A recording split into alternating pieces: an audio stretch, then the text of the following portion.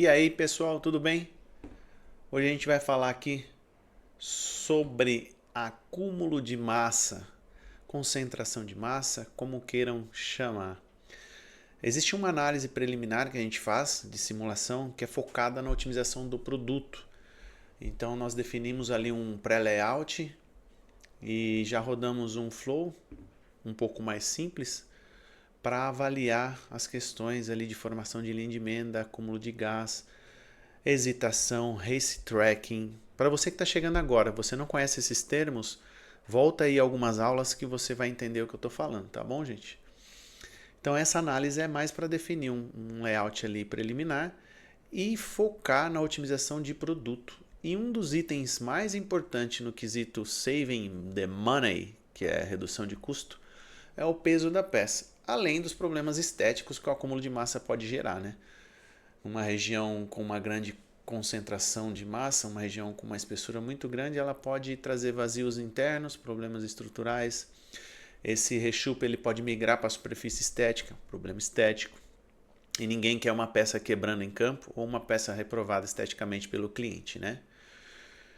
Então eu trouxe um materialzinho aqui para explicar para vocês um pouco melhor.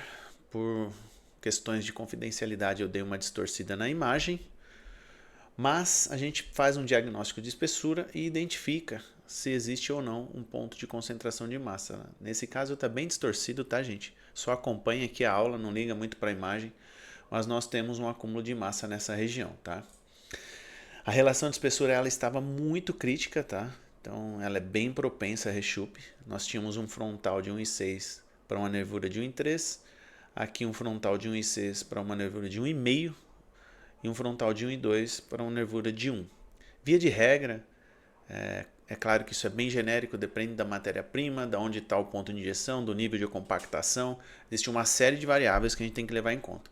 Mas via de regra é 1/3 da frontal os detalhes que são ancorados ali, para que a gente tenha uma garantia da qualidade estética, tá? Veja só, aqui é o material ainda em movimentação molecular. Então, toda a região com espessura constante, vamos imaginar que a espessura constante seja 2 milímetros, já congelou num determinado instante, em 20 segundos. A região de acúmulo de massa, ela se mostra um potencial de problema quando ela continua em movimentação molecular, ainda querendo congelar, pós um ciclo que você determinou. Então imagine que toda a espessura de 2 milímetros levou 20 segundos e aquela região específica vai até 60. Ou seja, ou esse rechup vai migrar para a superfície estética, ou ele vai ser imagina um soufflé, quando você parte ele tem aqueles vazios, ou vai ter um vazio que compromete a estrutura, tá? Isso acontece muito em peça de ar-condicionado, aqueles botõezinhos lá, porque tem que ter muito esse controle estético e estrutural. Então tem que ficar bem atento, mas pode acontecer em qualquer pessoa, tá?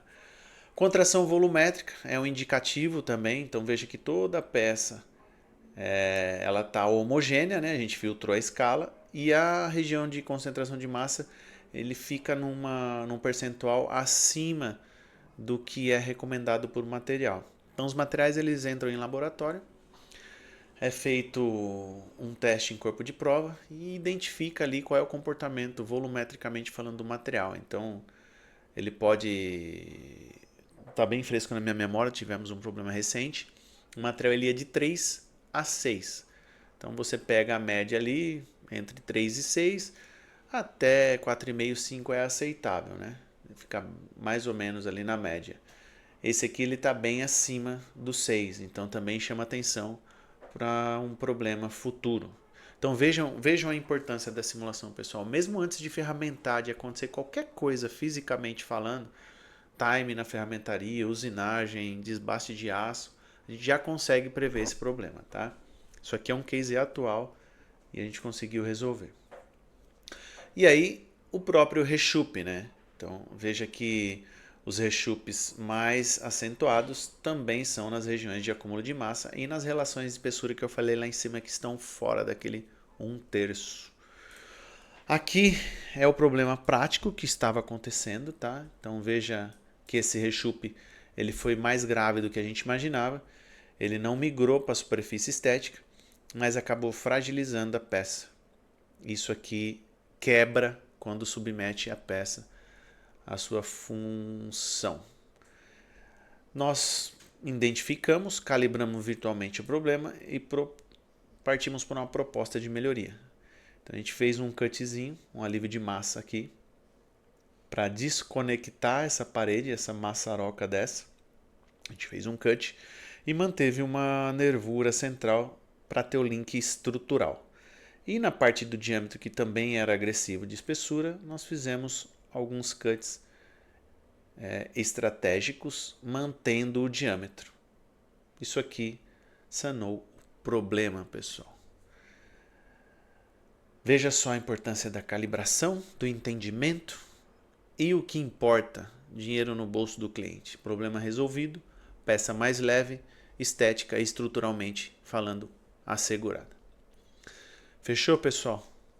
Isso aqui é muito importante, tá? Quando estiver desenvolvendo produto, nos chame aí que a gente suporta vocês.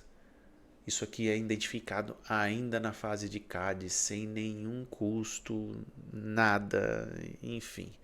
É muito importante isso aqui se você quer algo confiável. Um abraço.